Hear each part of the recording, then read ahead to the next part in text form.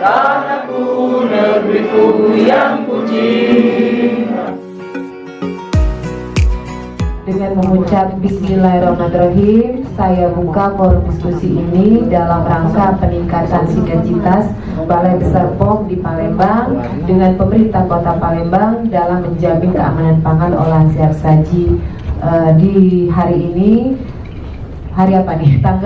Tanggal 20 September 2019 di hari Rabu. Dengan mengucap Bismillahirrahmanirrahim, saya buka. Alhamdulillah, hari ini BP POM dengan pemerintah Kota Palembang mengadakan semacam forum diskusi, melibatkan kawan-kawan pengusaha juga, stakeholder seluruhnya, mendiskusikan bahwa ke depan kita ingin seluruh pangan olahan siap saji itu aman.